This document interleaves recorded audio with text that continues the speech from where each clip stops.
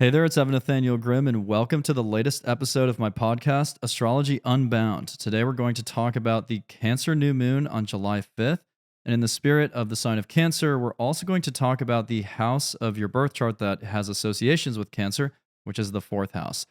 So, in everyone's birth chart, there are 12 houses. And I get questions all the time about what does my rising sign mean? What does my sun or moon mean? But I want to focus on the fourth house today because not only is it associated with the sign of Cancer, but it is very crucial to understanding who you are because it speaks to your internal foundation, your home, your family, your upbringing. And so hopefully after this episode, you have a much firmer understanding of your roots. And, you may say, I know everything about my family, but with the chart, we can actually see the energetic imprint of that moment when you came into the world. And, when you're 0 years old, you don't really have a cognition to understand like what's going on around me. So the fourth house can really speak to that origin story and even the ancestry. And so we'll walk through that. And before we begin, I want to remind you to subscribe to my Substack. The first tier is free for everybody, and there's a lot of good information. For example, I do the monthly horoscopes over there, the transcripts of my horoscopes. I also offer introductory statements about the new and full moons. But if you want to become a paid subscriber, you will also get access to actual step by step strategic manifestation guides and also intention setting journal prompts and a host of other facts and predictions, and so definitely check that out. So let's jump into this Cancer new moon, which is happening on July 5th at 3:57 p.m. Pacific time. And before I go through the meanings of this particular moon, I want to reiterate what is a new moon. So we have lunation cycles, right? We have these lunation cycles which occur every 29 and a half days. We get a new moon.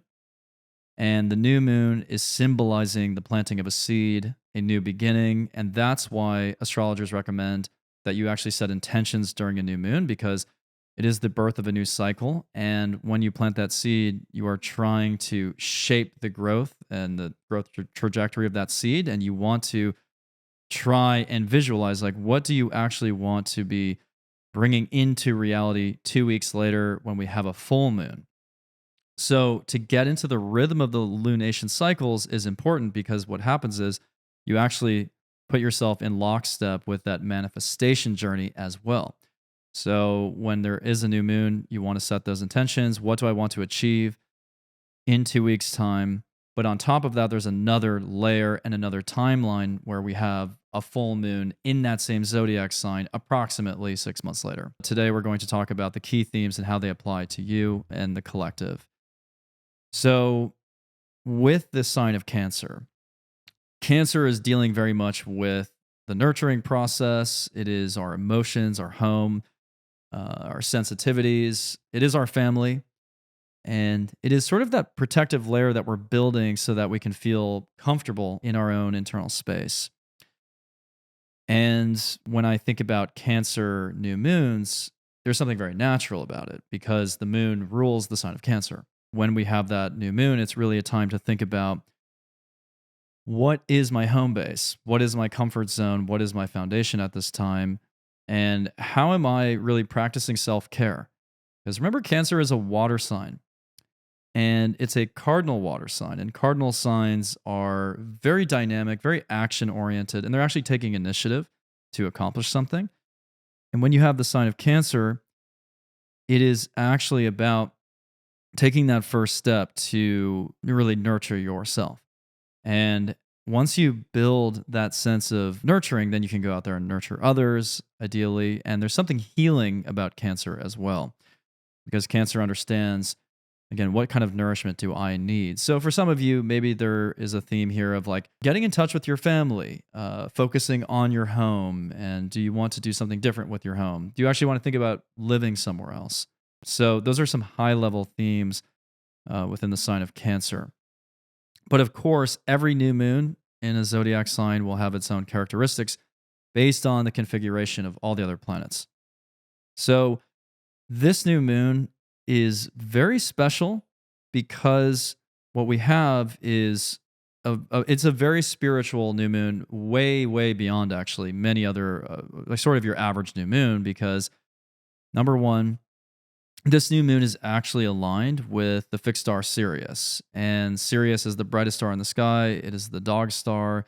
The heliacal rising of Sirius was actually tied to the beginning of the Egyptian calendar. So the Egyptians would observe that and they would associate it with the flooding of the Nile. So Sirius has a range of meanings throughout different cultures and mythologies.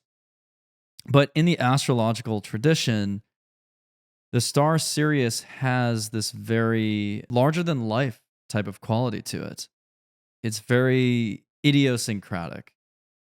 And it is kind of unsuspecting, but what happens with the energy of Sirius is that the things that people with strong placements near Sirius do, the sort of seemingly ordinary things that they do, or the, again, unsuspecting things that they do, can have massive consequences and can actually change the course of human history.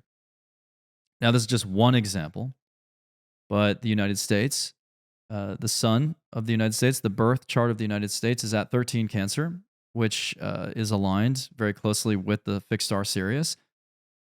And from that perspective, we think about Sirius as not only the dog star, but sometimes the lone wolf. The lone wolf that doesn't really fit in, but has this unique quality to it that, everyone else is sort of fascinated by. So the United States, you think about the history of this country rebelling against the British crown. That is a rebellious act. And that was an incredibly progressive act, right? To try to form a union that is based on democratic ideals and not based on a monarchy. You think about a celebrity like Kurt Cobain. Kurt Cobain has his moon conjunct Sirius. And it was so strange, to see how quickly he rose to fame.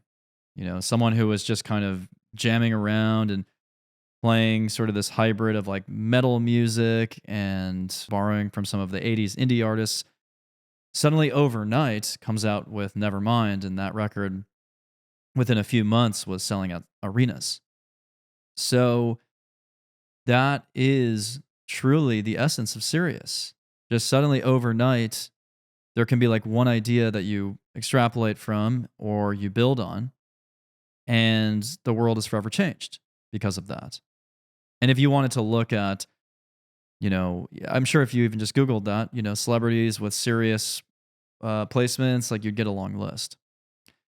So to have a new moon very close to the fixed star Sirius, I do think it has this special, exceptional spiritual sort of quality and undertone to it. So, it would be very generic to say, oh, we have a Cancer new moon, so just take care of yourself, right? In this case, you are taking care of yourself from a truly spiritual perspective, as in connecting with higher beings, interdimensional beings, spirit guides, allowing, that self-care process has to factor in. I really think it has to factor in spiritual practices. So, really don't think about this as a standard Cancer new moon. Really think outside the box. During this new moon, like plant that kind of seed where you're like, hey, like I'm going to set myself up for some kind of breakthrough. And it is a breakthrough that comes from the ether. It's not, it's not necessarily material. And then on top of that, we have Jupiter also aligned with the fixed star Aldebaran. And Aldebaran is another prominent star that is associated with Archangel Michael, the Crusades. And in my own research, I've noticed, and as someone myself who has Mars conjunct Aldebaran, I've noticed that Aldebaran placements will have this sort of bizarre channeling ability that just comes through at the most random times. It's not very consistent. Now, to have Jupiter at 9 Gemini plus a Cancer new moon conjunct Sirius, like things can get, again, like they can get a little bit strange. And it's like uncharted territory. And you're just you have to allow yourself to maybe, it's like if you're trying to row if you're trying to row in that boat as you go, into the waters and you're getting further out and you can't see the shoreline anymore. And then you start to panic and you're like, well, maybe I should start to steer back towards that shore because I don't really, I don't want to get lost. This is kind of that type of new moon where it's like maybe you just stop rowing and you actually let go and say, I think that this boat is going to take me somewhere that I haven't been, but I'm going to trust that that place is going to be kind of like breaking me up and into another level of my life. And so with Jupiter conjunct Aldebaran, if you want a little bit more of a concrete application of this, Gemini has a lot to do with writing. And at the ninth degree of Gemini, I would say stream of consciousness writing, unstructured writing, maybe waking up like first thing in the morning, just like writing a few pages down. I almost feel like maybe when you're setting intentions for this Cancer new moon, there's an aspect of your intention setting that should be like completely free flowing. Now, I still think you want to sort of carve out some time to set like a very clear intention. So again, if you're really feeling like, hey, I want to structure something, like, feel free to do that. But I'm feeling like this is a little bit more just organic, natural. It's just, it doesn't have to make sense right away, but at some point it will. And so I think that's a technique that could really work for you. And whatever you're writing down during that Cancer new moon could be the beginning of a new story, a new book, a new podcast idea, or something communications driven. And yeah, I think a lot of people may come up with just, it's like it's a genius idea. Could be like a film franchise 5 years from now. Like you never want to sell yourself short, right? But like, especially on this new moon, I mean, do you want to be part of the change or not is my question, because I want to bring this to another sort of level, which is to contextualize this with what's going on in the United States right now. So the last episode I was talking about, what's going on with Saturn, Neptune retrograde. Now having seen like the presidential debates or the debate, we can see that the center is not very solid. There's really like no core right now. And we don't know exactly, like frankly, I don't think we really know like who the candidates will be come November. Because what we saw with Joe Biden was just a lack of coherence. And exactly like I said last week, when you have a debate during a Pisces moon, right before Saturn and Neptune retrograde, and at the balsamic phase of a Saturn-Neptune cycle, we're seeing how there's something fundamentally lacking in our leadership. There's something fundamentally that is not resonating. There's something dysfunctional. And that can create almost an existential level crisis in this country. But that also creates an opening for other people to really come up with their own ideas for like what that future should look like. And so like maybe there is an alternative candidate. I mean, you saw RFK get, I think he got like 10 million views on his like Twitter feed. He hosted his own debate, which is, by the way, very Pluto and Aquarius. It's very Aquarian actually.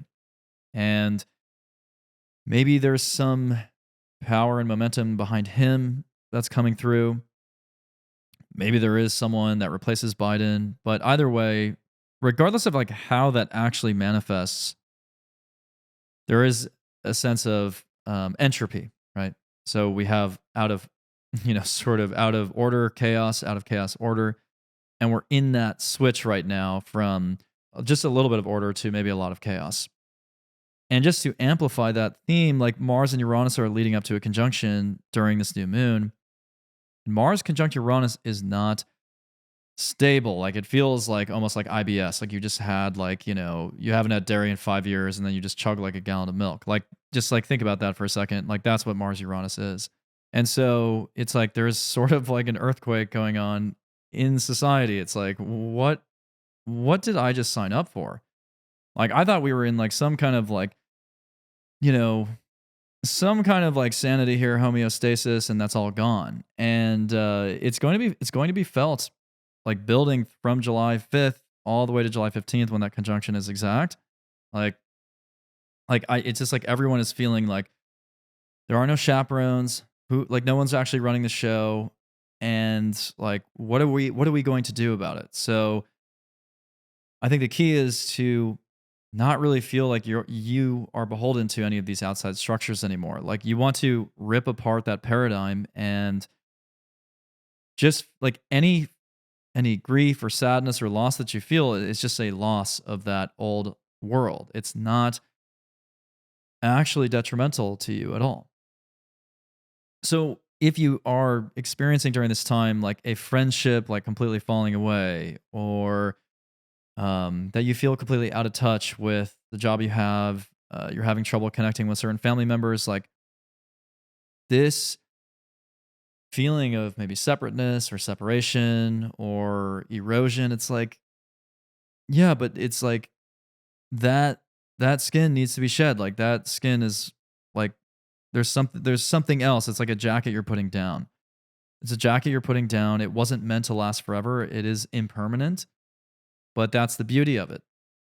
The impermanence of that age and that era and that world is allowing you to step into a new one. And but I just want to like prepare you for it though, because like this conjunction of Mars and Uranus is exact around the RNC, the Republican National Convention, on Trump's midheaven.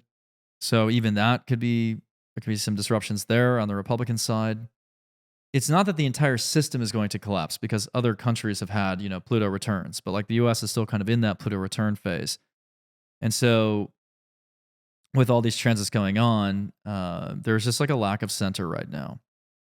And this acceleration towards that new age, and it's happening very quickly. So it's going to feel very unstable for a while.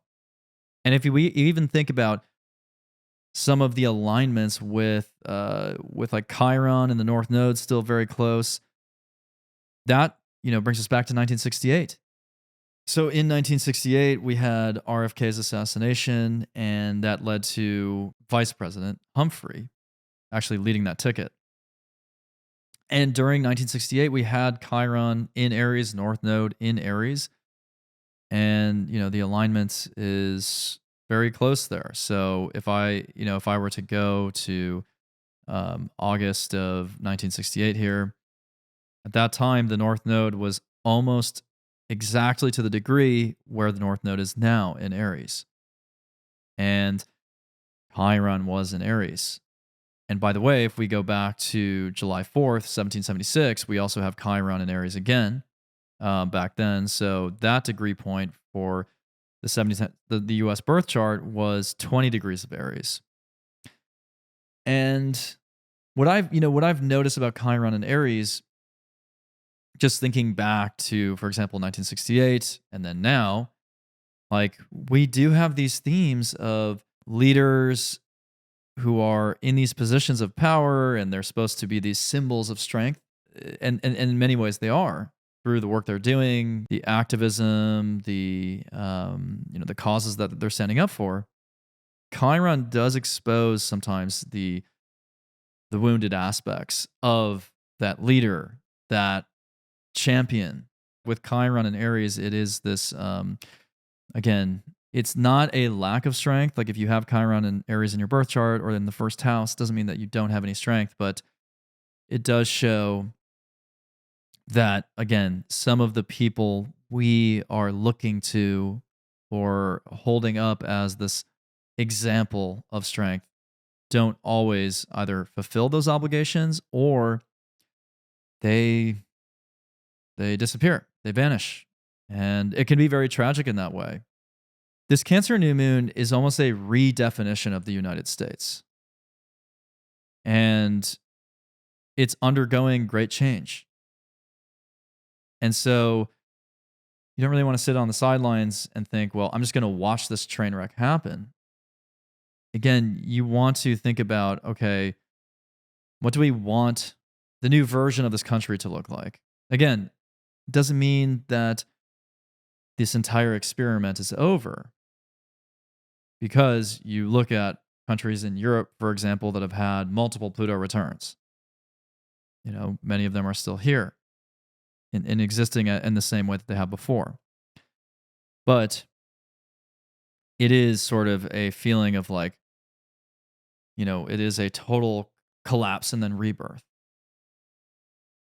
So during this Cancer new moon, think about, okay, how am I protecting and nurturing myself, but also what type of spiritual quest am I on? And how is that spiritual quest maybe going to influence others around me and influence maybe this new paradigm that comes through? And then the other aspect I want to mention on this new moon is that we do have Venus square Chiron. And Venus square Chiron is a difficult aspect.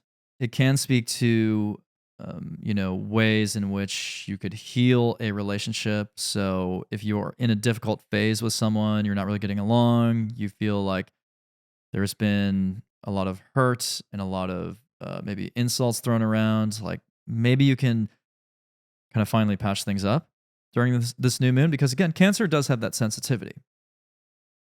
And it can kind of suddenly feel like it can get in touch with that pain in yourself and the other person and be like, okay, I can see that we're both maybe really struggling through this right now. How can we kind of rectify this? But at the same time, some people may experience a moment there where there's kind of a schism in that relationship and like something was said or done that is past the point of return or repair. And it's like, okay, we have to break this off. And so you want to be very careful around this time of with you want to be careful with how you're approaching relationships. I mean, I would not say that this is a great new moon to like try and sort of start a new relationship because if you were to kind of put yourself out there and say like, hey, I like you, I want to date you, like Chiron, especially in Aries, it does have this feeling of rejection, and square Venus, it can kind of sting. So just like be very cautious there. You don't want to set yourself up for, disappointment. But if you're in a very difficult situation with someone where there's just a lot of, again, a lot of strife, put any of your sort of petty battles aside, because maybe they are kind of petty and maybe you realize that. And because we're talking about Cancer, it could be with the family. So if you have any infighting in your family, you're just like, I haven't talked to this person in years and we're still, have a really cold relationship. Maybe you would add a little bit more warmth and vulnerability to that at this time. So another thing I just thought about as I'm really trying to dig in to the full scope of meanings for this new moon, I just want to go back to Joe Biden here because I want to think about his chart and how is it being activated during this time. So first of all, he is a Scorpio stellium, Sag rising. And so as a Scorpio stellium, having the Mars-Uranus conjunction opposite his stellium, it's very unexpected and disruptive. And I did talk about this in a video I did a few weeks ago. But not only is Mars opposing his Scorpio stellium and creating a little bit of tension and sort of maybe like sudden moments that are very damaging to him. Like that's what it feels like with Mars, because Mars has this very like rapid, sudden effect, and it can very suddenly cause a situation to deteriorate. And so I do have some concerns there, but it's in his sixth house of health. So it's like you wonder if like there was some disruption there to his health, and I think we saw some evidence of that at the debate. But also, if we look at the position of Mercury on this new moon, which is what kind of sparked this thought of like, okay, let's investigate this more deeply, is that Mercury is very close to his Pluto, actually, on this new moon. So the Mercury-Pluto conjunction, you have to wonder if something is revealed in the news about him, or even if it's like this sort of internal dynamic within his campaign where he reveals something to his aides, or something is revealed about his health. With the new moon very close to the position of the sun for the United States birth chart, we're talking about the identity of the nation, right? When it's aligned with the sun. So if there's a change in either the perception of the president or the candidacy of that president, like that changes the actual perception and identity of the United States. Remember, we also have Saturn, Neptune retrograde by this point. So I would kind of refer to the previous episode for the full meaning of that, but just to reiterate, there is a lot of questioning going on about on a personal level, which you will go through of like, am I deluding myself in a certain area? Have I been lying to myself? Do I need to be more honest? Do I need to confront even like maybe it's a health habit, or maybe it's just something about my daily life, maybe it's something about my mindset, but you're really just trying to get out of a fog right now. And in Pisces, there's a lot of exhaustion in the collective. So with these retrogrades, make sure you're giving yourself time to just kind of like just sit there with your thoughts and don't resist your thoughts. Don't distract yourself from those more challenging thoughts that may come through, but it's like that inner voice and that dialogue. It's like there is a tough conversation you probably have to have with yourself.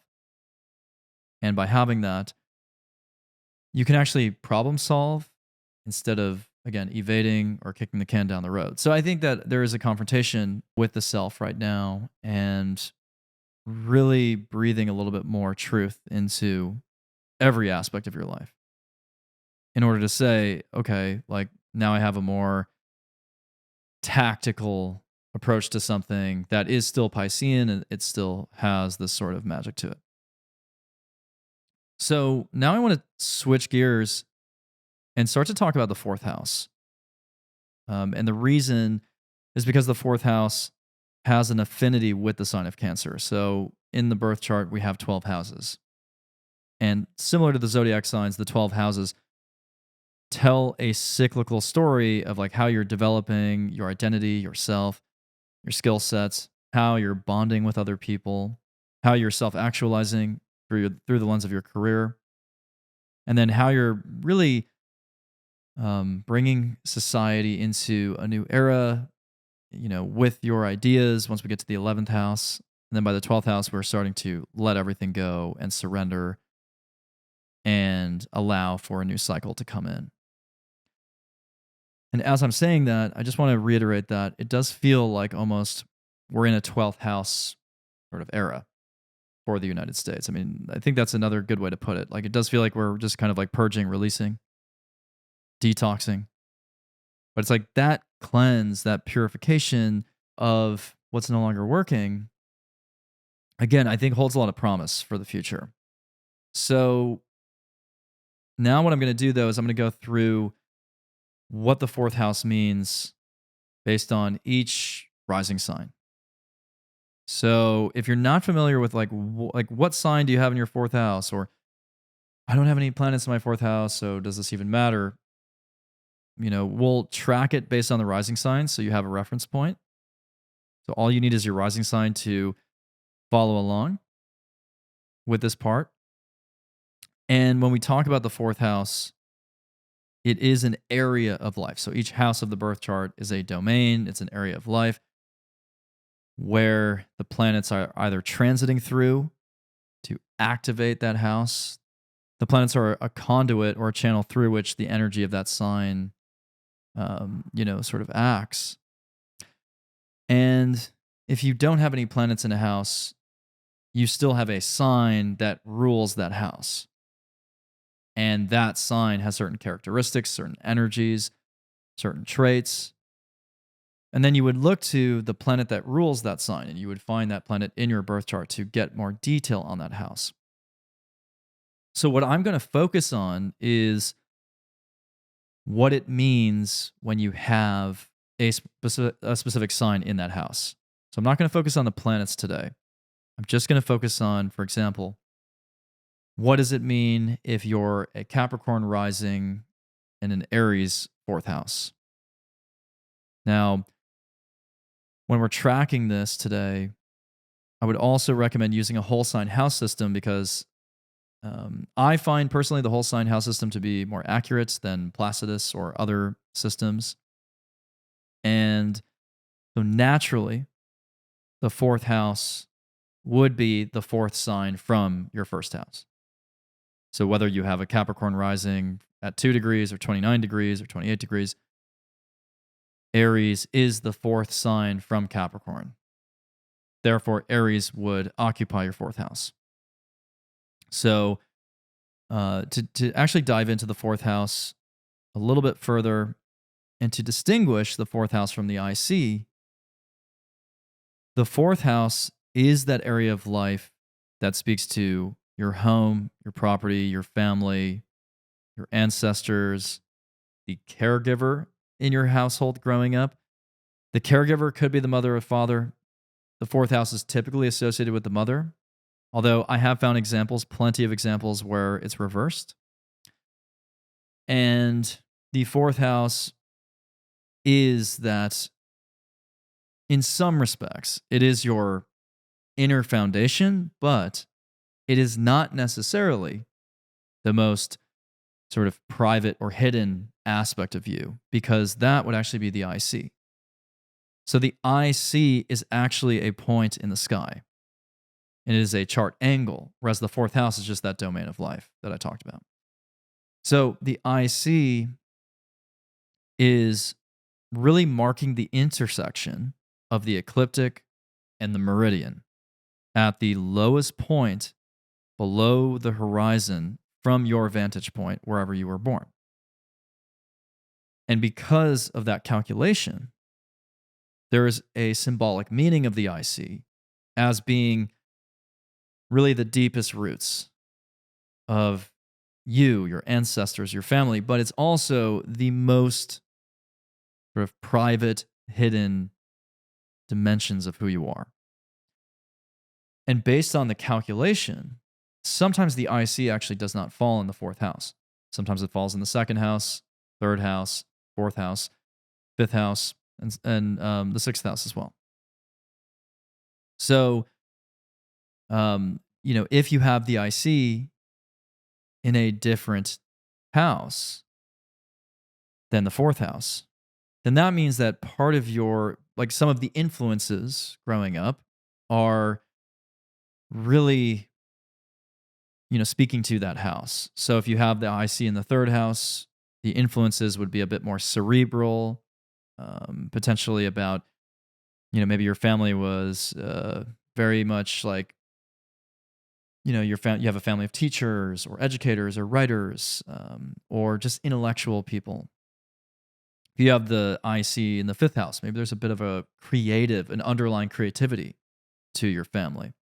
And in the fourth house, it would be more sort of naturally attuned to that idea of family. So I just wanted to distinguish those two things. But the fourth house will still, of course, speak to most of those themes. So it's kind of a Venn diagram. And so the fourth house can show you a lot about what your family is like.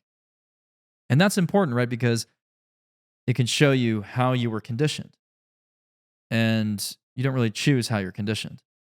But by understanding your conditioning, you can sort of work with it differently and maybe overcome certain predispositions that you picked up that maybe aren't serving you well. You can actually develop more empathy for your family in a lot of ways. So we're going to talk about, again, what each sort of iteration of the fourth house is based on the sign that occupies it. So before I delineate the meaning of each combination of the signs and the fourth house, I want to remind you to subscribe to the podcast, give it a rating and a review. That would really help us and get it out to more people.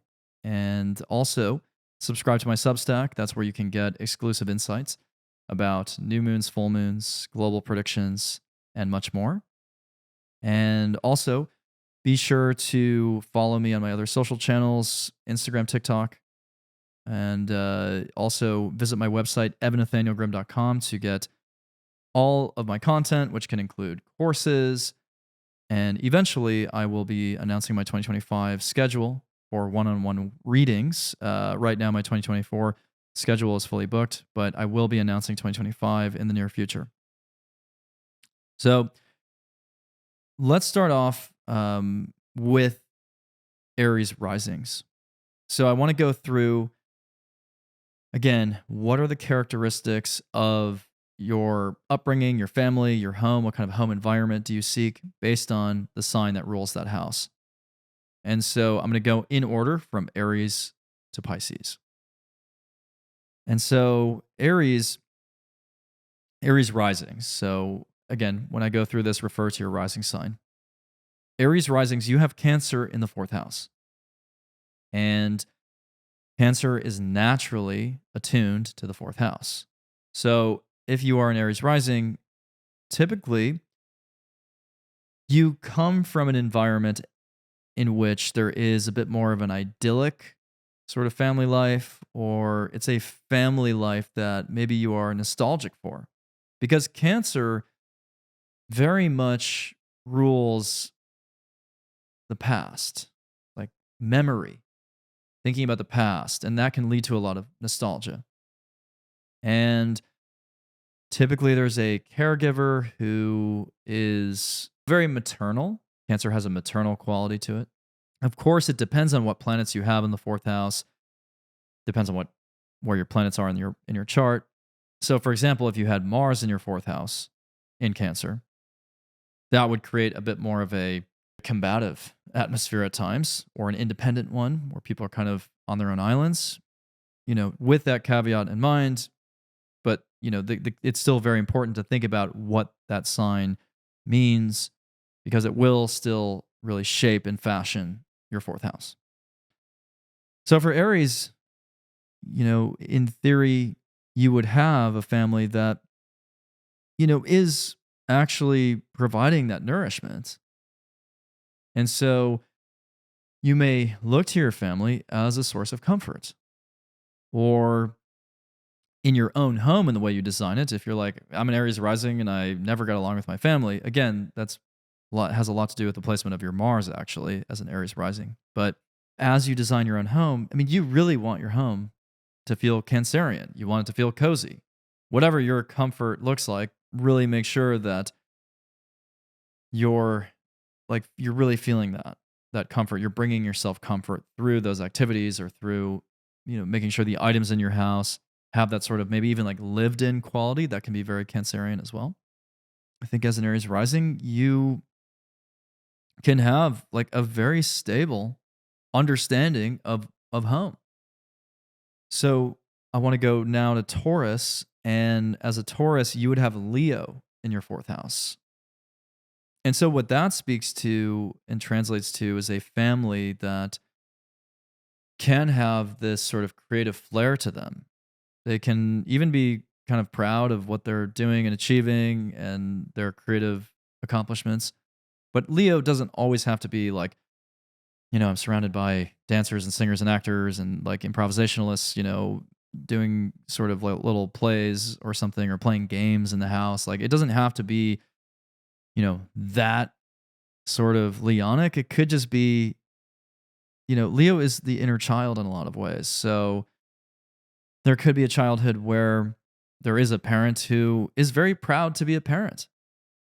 And like they are bringing out their inner child as they raise their children. So there can be this sort of jovial, vivacious quality. And in that way, it can almost be idyllic as well, but more from the sense of there's a lot of playtime. It's a lot of unstructured playtime. It just feels like recess, because Leo is kind of like that feeling of like going out there and running around, in between classes. And so having Leo in the fourth house also can mean that you want your home to provide a place for playtime, recreation, creativity, whatever that is for you. Like, however you like to have fun, you want to create a space for that in your house. Now, there are stereotypical associations with like Leo being opulent and extravagant.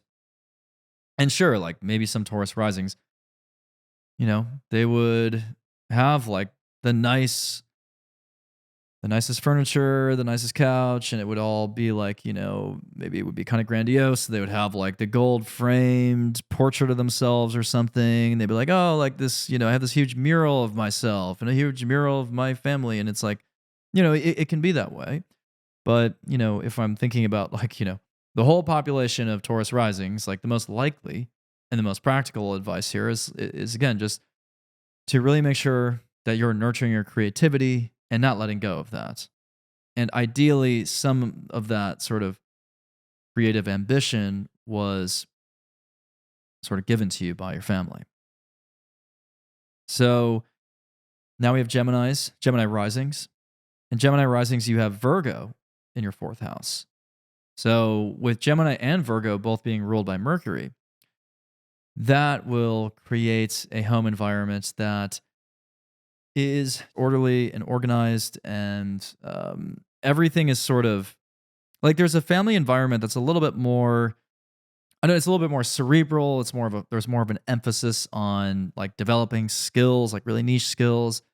So like maybe you had a family member who was telling you like you have to practice, gymnastics for, 2 hours a day. You have to play the violin, and then do your homework, and so on. And I grew up in that type of environment because I actually have a Virgo IC. So the Virgo fourth house, there's some kind of structure, organization to the upbringing. And it can be very demanding, but it can also be very humbling because Virgo is about, really proving yourself through your skills and what you can do. So a Virgo fourth house, I think, yeah, can have a really strong work ethic and sense of service. Like that's what Virgo is. It's about service. So as a Virgo fourth house, potentially there were some family members who were a bit neurotic about details that like didn't really matter. Like, don't leave, like don't shower for more than 10 minutes or you're going to waste the water, or like don't turn the thermostat, above a certain amount so we save on heating bills and stuff. Like Virgo fourth houses can kind of experience stuff like that. But ideally, a Virgo fourth house means that your internal foundation is very regimented. You prefer to move through your home in a very specific way, consistent way, and when you're in your home, you're kind of like a drill sergeant, just doing the same thing every day and doing it in that disciplined fashion to try to achieve that expertise and that excellence. So now we want to go to Cancer risings, and Cancer risings, you have Libra in your fourth house. So to have Libra in the fourth house, that is very balanced. I mean, Libra is associated with balance and harmony and even like aesthetics.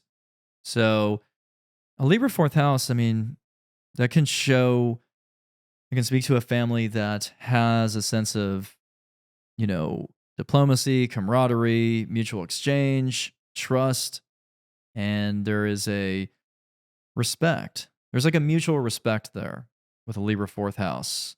And maybe there are parents or family members who they're not so reactive. They don't just like talk back to each other and insult each other. They're a little bit more like even keel, but also maybe a little bit avoidant of conflict at times. And also, this could be a family of artists or a family that is very interested in decorating their home a certain way. And so, as you go through life, that type of conditioning will mean that, in your own home, you may like to have enough, you like to have art on the walls, or you like to have, space for, well, I mean, you like to connect with people maybe, or you like to have a partner that you're living with. I mean, you're probably going to cohabitate with a partner if you have Libra in the fourth at some point, because that partnership is, the give and take that literally speaks to Libra. It's like about one-on-one connection. So Cancer risings ideally had some sort of, I don't know, demonstration of like what a relationship looks like, and like an example of that growing up. Even if like the parents didn't stay together, or, that there were some, some challenges there, ideally you still had someone in your life, in your early life, setting an example. And, I feel like with Libra in the fourth, the home is almost, especially as a Cancer rising, the home is a place of retreat, and it should be a pretty satisfying place of retreat where it's like, you're really rebalancing yourself. So now we have Leo risings, and Leo risings, you have Scorpio in your fourth house. And, Scorpio is a very mysterious sign. And whereas the fourth house is really looking for nourishment, Scorpio is about power and control. So when you have Scorpio in the fourth, there's a bit of a contradiction there. So typically, a Leo rising will experience some family members who completely lack trust in others, or their chief mission is to dominate others. So for Leo risings, there is this contradiction where when you seek emotional support from a caregiver, it's not always provided. And it's because the caregiver themselves, they were probably raised in an environment where there was either a lack of trust again or even a lack of safety. And I just want to mention that with the fourth house, remember, this is our lineage, our ancestry as well. So, whatever emotional dynamics we experience growing up or dynamics of any kind, it's a byproduct of, or even a continuation of a cycle. So, many Leo risings will have a parent that is not very nurturing, a parent that, from some of the research I've done, like sometimes with Scorpio and even like Pluto energy tied to like the moon or the fourth house, I've just noticed from my own research that even there could be a parent who is a narcissist or at least is very obsessed with personal power, whether that's financial, whether that's just being really fixated on their own thing, their own mission in life. And that doesn't really create always a selfless, nourishing type of environment. And sometimes, for Scorpio fourth houses, it's just there's a little bit of a secrecy or repressed energy in the household where maybe a parent works in a field like the government where they can't talk about everything. There's like, or client privilege or something, or sensitivity. They're working with sensitive information. Or maybe they're just emotionally repressed and they don't feel comfortable talking about something.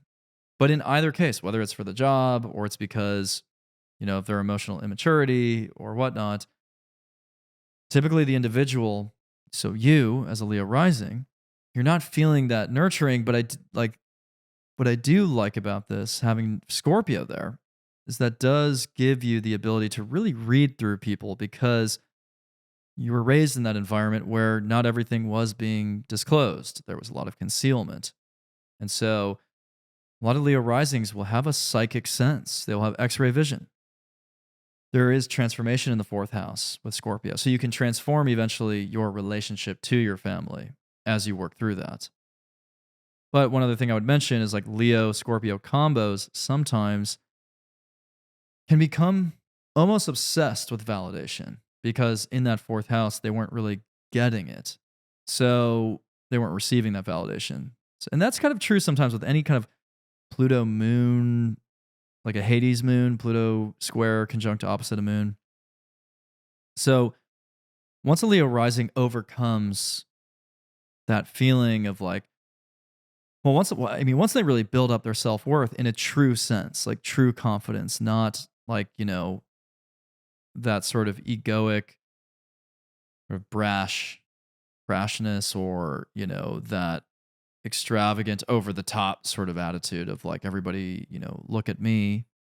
Like once if they're able, and I'm not saying every Leo rising is like that, but if they're able to escape the shadow side of Leo, that's a sign that they have that full sense of self-worth and they can like fully transform that connection to their family. Now, Scorpio is also finances, other people's money. So Scorpio fourth house for Leo risings, maybe you invest in property at some point, but you don't want to go into debt through that property because Scorpio is also debt. So now we have Virgo risings, and Virgo, you have Sagittarius in your fourth house, occupying your fourth house. And Sagittarius, it's a very adventurous sign. It's looking well beyond the home. So to have Sagittarius in the fourth is putting a nice, unique twist on the fourth house. So maybe you were raised by parents who traveled a lot, or they came from another country or culture and they brought that culture to where they're living now when they had you. Or it's just a place, the home is a place of learning, or there are teachers in the family, or there are family members who ask big questions. There are humorous, like really funny family members. I mean, Sagittarius and Gemini are the funniest signs in the zodiac. And so, yeah, like maybe there's just like a bit of a bit of joy in the household and a feeling of we can all see the silver lining in things. I think a lot of Virgo risings, if you have Sag in the fourth, it's you are looking to travel, you're looking to explore. Like you're not satisfied with just being at home. So you can find that sense of home in the outside world. So as a Virgo, continuing to feed that need for travel and intellectual exploration.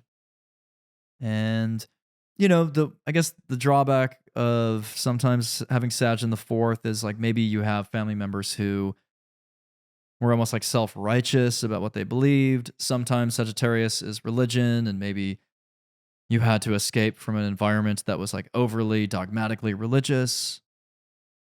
And as you find your own home, make it Sagittarian. Maybe it's a home in a different country. Maybe it's a home that borrows or reminds you of the places you've traveled where you're bringing things back. Like refrigerator magnets, like you just have magnets of all the places you've been. And making sure that the home is allowing for the exploration again of like, maybe this could apply to someone with Gemini in the fourth as well, but maybe you just have a lot of books or, you just have material that just sort of inspires you to think bigger. And so I think, for Virgos, in a lot of ways, to have Sagittarius in the fourth, it can kind of, sort of enliven the charts. And, because sometimes Virgo risings will be a little bit more particular about something, but I think at the same time, to have Sag in the fourth, there is a go with the flow energy that may have been imparted on you through the family. So moving on to Libra. Libras, you have Capricorn in your fourth house. And Capricorn is very militant and disciplined. And Capricorn is all about tradition. So when you're a Libra rising, typically you may be surrounded by, elders like grandparents or a lot of people telling you like how the world used to be or how it should be. And so it's a bit more of a conservative mindset in a lot of ways. But also there could be a parent who's like very well accomplished in their career. They're very maybe like corporate. They set very clear goals and expectations for you. They say, oh, you're going to inherit the law firm or you're also going to be a doctor. So there's a sense of legacy with Capricorn. So because the moon is in detriment in Capricorn, there isn't really that sense of nurturing all the time. It can be a sense of love and nurturing through discipline. So like a parent may show that they care about you by having high expectations of you and telling you that you have to work really hard to get into that top 10 school, that top 10 college. And through that sort of pressure, it's like they're trying to mold you in their image. So it's like, well, how could you not realize I love you? It's like I'm trying to create a mini me, and it's like, well, that's not exactly, an emotional way. It's not very emotive. So that can create a drawback where it's like the love is provided just from the structure, but otherwise the family can be a little bit cold towards the child. But again, there's plenty of Libra risings who would say, of course, that the family is, well accomplished, but they still have that sort of, they still felt like they had an emotional support system. And Capricorn can very much venerate, the authority figure, the role model, the mentor. But like in the fourth house, you're venerating your family. So many Libra risings, they look to their family as well accomplished. And it's like they're proud of that. And in terms of the property that you end up, buying or the home you end up living in, there's a longevity to it with Capricorn. Capricorn is time bound and time worn and battle tested, and it's like it's robust. It's here to stay. So Libra risings, it's like you're probably signing that long term mortgage, or you're living somewhere for a long time. Next, we have Scorpio risings, and Scorpio risings, you have Aquarius in your fourth house. There's a misconception about Aquarius, which is that it's an alien sign. It's a sign of aliens and bizarre things, and it's like quirky, and like nobody understands Aquarius. And that's not always true, right? Like we have two ruling planets of Aquarius. We have Uranus and Saturn. And so with Aquarius, it can either be very responsible, or it, yes, can be a little bit more unconventional and nonconformist, but it really depends on whether or not Saturn or Uranus are dominant in your chart. But if I was to explore the range of meanings here, a Scorpio rising could have a family that is a little bit more communal, where there's like a lot of family members. Aquarius is like a collective, a community. So like, and maybe some of these people aren't biologically related. Maybe it's like, you have parents, friends coming by sometimes, or you have, maybe it's cousins coming through, but there's like a bigger group, or there are many people at the home at any given time.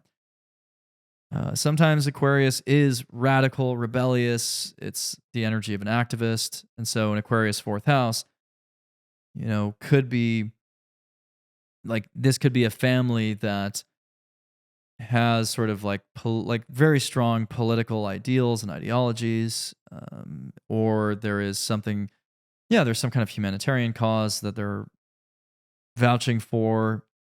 And Aquarius is also science technology, so maybe a family member who is a scientist or an engineer. But with Aquarius, there is something undefinable about it. So I would say for Scorpio risings, there is kind of a unique flavor there. But as an air sign, Aquarius is very detached. And so, a lot of Scorpio risings, they were raised by family members who, they weren't necessarily that emotional. Like they're very much about, it's like a little bit more cerebral. It's about the ideas. It's about, thinking about the future. How can we improve something? How can we innovate on something? And it's always looking ahead. And that sort of future focus, that future orientation, can be a bit strange, I think, for the child. And so the child is encouraged to explore novelty. And I think in the long run, that makes Scorpio risings really interesting, because they attack problems from a different angle, because their parents taught them that, again, unless there's a bit of a dogmatic political ideology, usually in Aquarius' fourth house, it's like there is this authenticity, and there's this idea that you should chase like whatever unique insights are coming through for you, right? And just be that, like, individuate and separate yourself.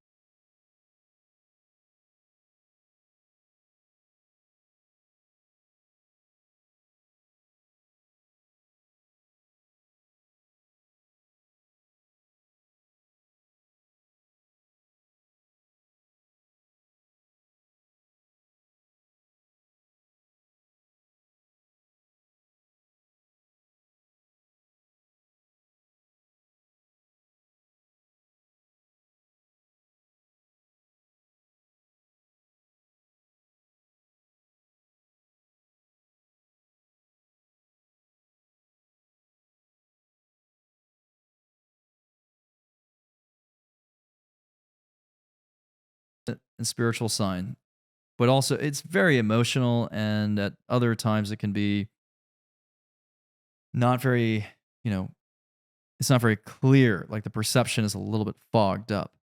So as a Sag rising, your family may be ultra compassionate, very sensitive to your needs, very giving, very loving, sacrificial, devotional. And there could be a history of family members who are spiritual, sometimes religious, but really we're talking about spirituality with Pisces.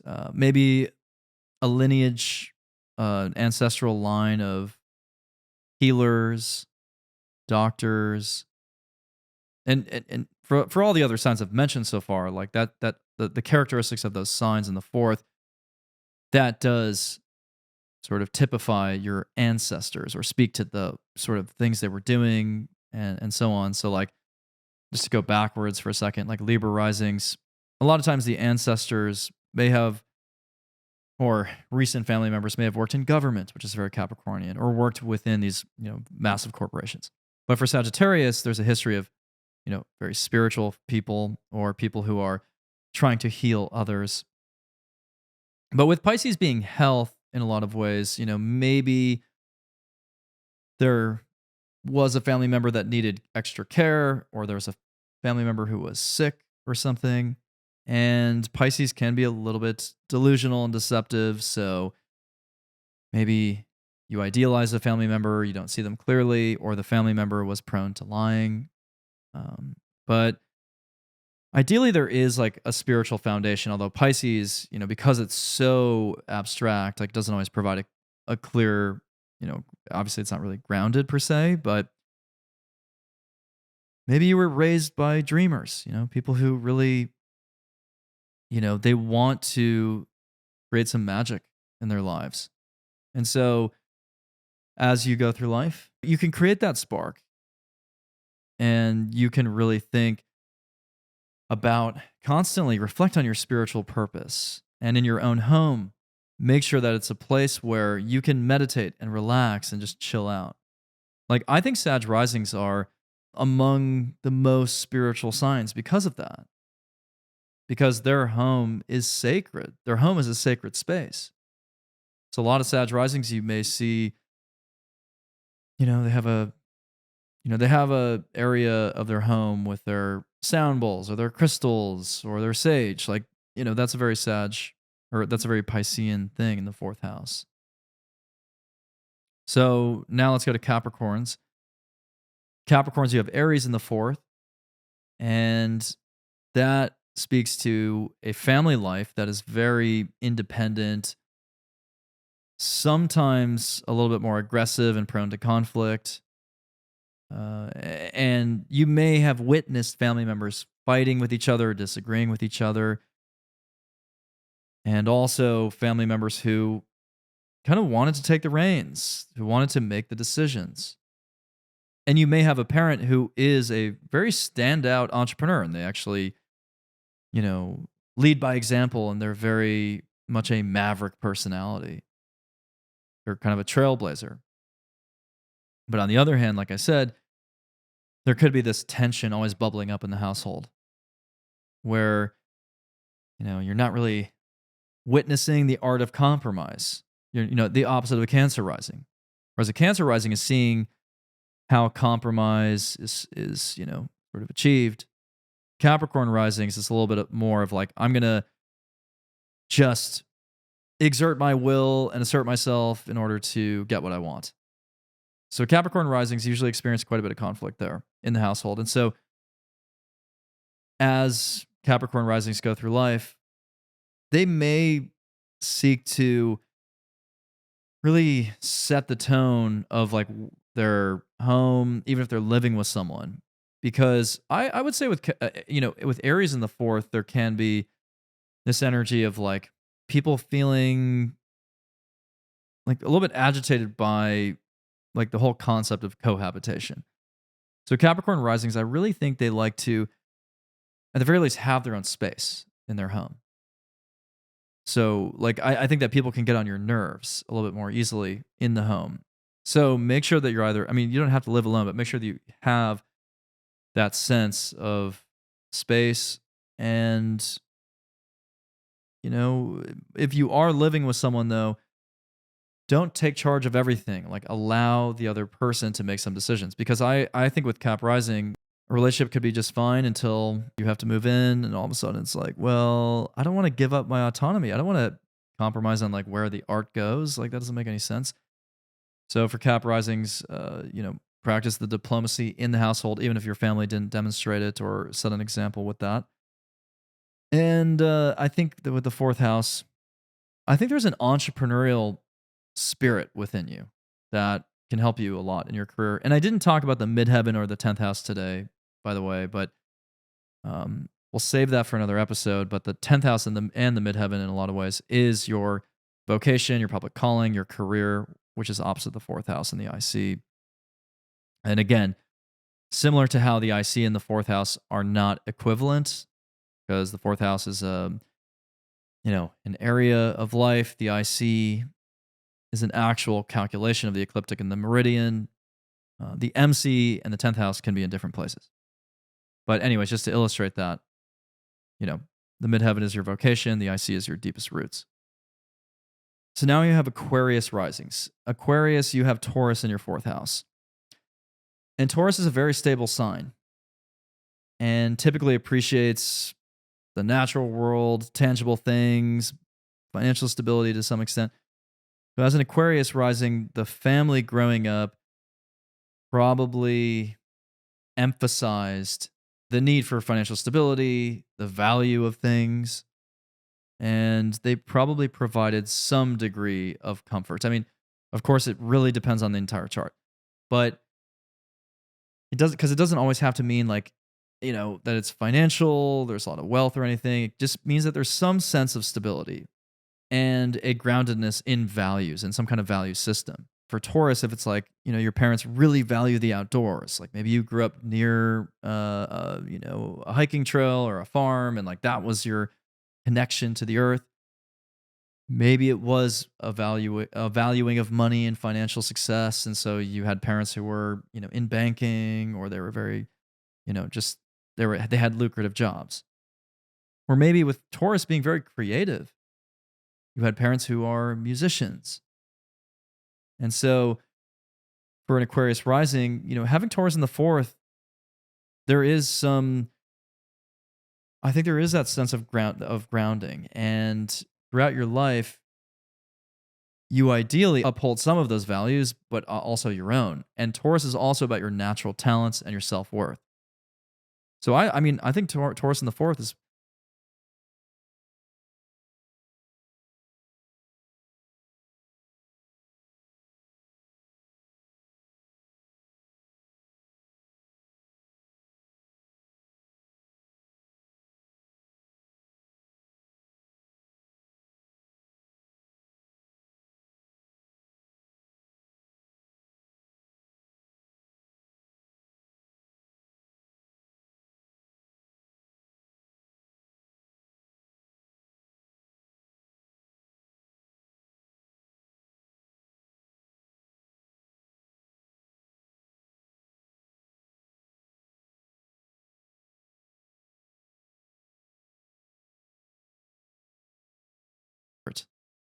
and also the home, it has whatever you value in it.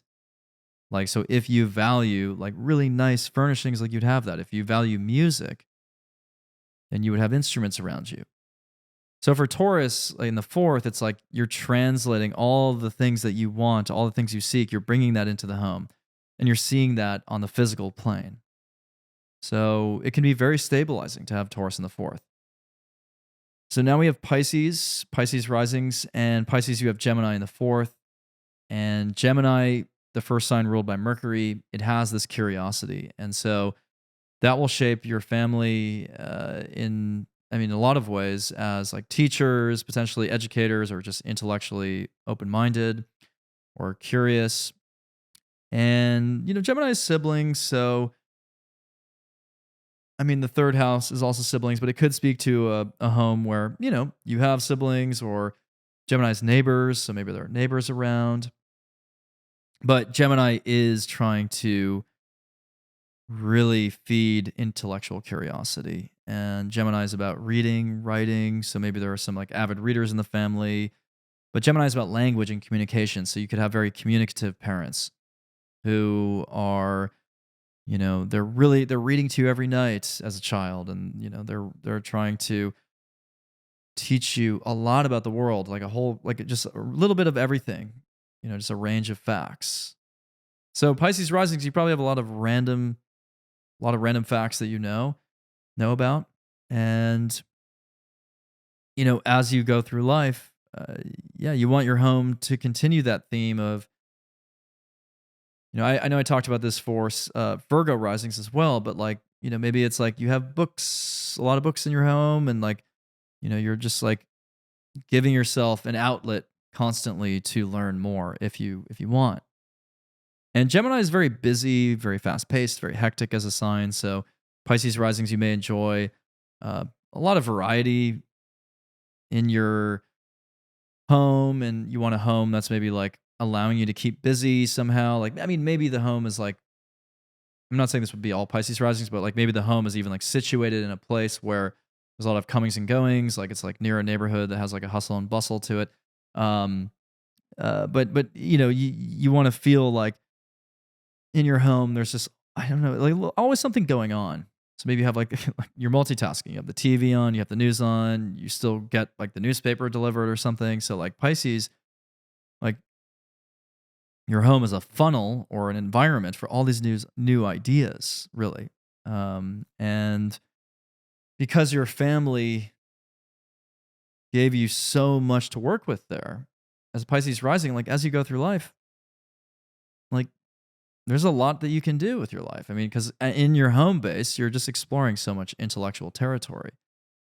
And as Pisces rising, maybe at some point your home would be a place where you would like write a book, because Gemini rules that too. So that was just a rundown of what it means when you have a sign occupying a certain house. But of course, the meaning will be even richer with more detail, depending on if you have planets in the fourth, where the ruling planet of your fourth house is, meaning the planet that rules the sign that sits on the cusp of that house, and a whole host of other things. So hopefully, though, you got something out of that by understanding again the characteristics of the sign in that house and what it means for your family and your own home environment and your roots, really. So, just to summarize today, you want to use this Cancer new moon to really channel in a flow state, to allow for all kinds of spiritual epiphanies to come in. And I will also mention and outline sort of what to do for the new moon based on your rising sign and your sun and moon sign. So I'll have very detailed guidance in addition to that recommendation to channel. And, subscribe to my Substack to get that content. And also be sure to follow me on all my other channels. And all my links are on evannathanielgrim.com. And I will be announcing my 2025 reading schedule in the near future, so stay tuned for that. And yeah, I really think this new moon it can really situate you in a really prominent or powerful position to help us all transition into this new era and this new identity. By the way, if you live in the United States, like it is going to be a new version, a new rendition of the United States. I think it's really there's a catalytic point here in that transition. And in a future episode, I will talk about the full moon in Capricorn that follows this, which is at the 29th degree. So we're really dealing with some major endings here also coming up. But yeah, I really hope you enjoy this new moon. And I hope you also have a better understanding now of your birth charts. And I will see you next week on the next episode. And be sure to rate the podcast in the meantime. So I'm Evan Nathaniel Grim, and this is Astrology Unbound. Take care.